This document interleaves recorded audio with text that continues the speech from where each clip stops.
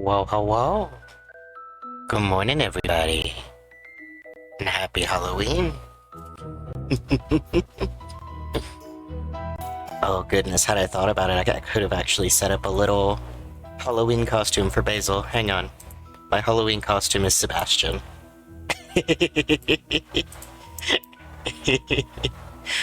Happy Halloween.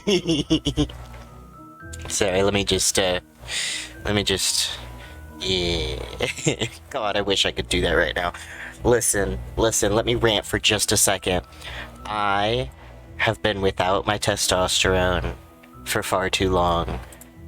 Thanks to insurance bullshit and not wanting to approve enough prescriptions to actually last until my blood work processes, I had to do my, what's it called? Every 6 months I go in for blood work to make sure my levels aren't too high or too low. And, like, that's normal. That went fine.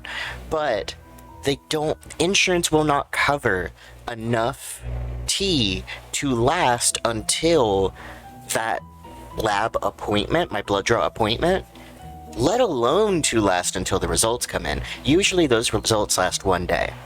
But my area is so short on fucking everybody, hospital personnel, there's the government shutdown, of course, like all this shit's going on. Not to mention, trans healthcare is hard to come by in my area, so I every once in a while run into issues just because it is gender-affirming care. Let's see, let me look at my calendar. My shot was supposed to be on Saturday, so we are now on 6 days late. Plus, I'm not smoking due to a drug test for this job coming up. So low T, I'm dealing with the withdrawals from that, and not being able to smoke since that's my main form of pain medication, on top of I'm chronically ill. I have sciatica. I have, basically a botched epidural gave me chronic nerve pain through my, lower lumbar through to mostly my left leg, but it'll occasionally hit both. So it's just not been a good time. Ooh, I am seeing quite a bit of background noise. Let me go turn my heater off real quick. Because that mic is just not liking all the noise right now.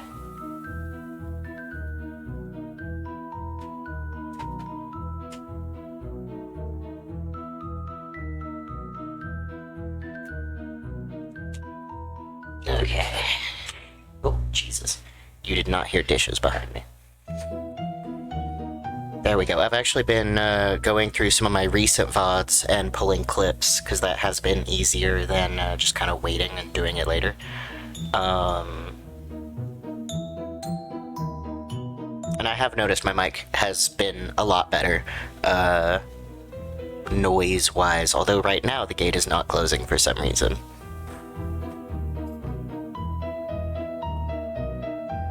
Hang on, is there volume coming from somewhere else?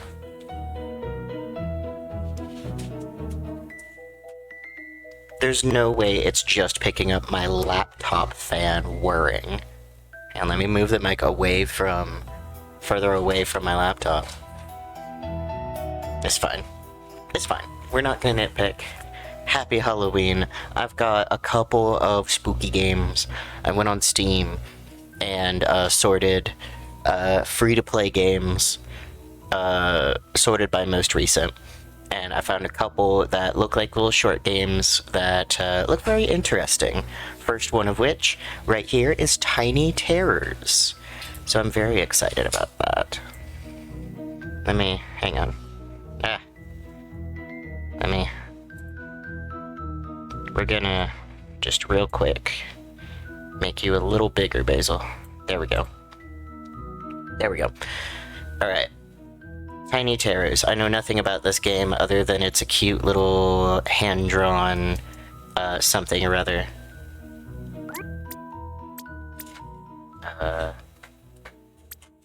Backspace. Start. Okay. My space bar is my confirm.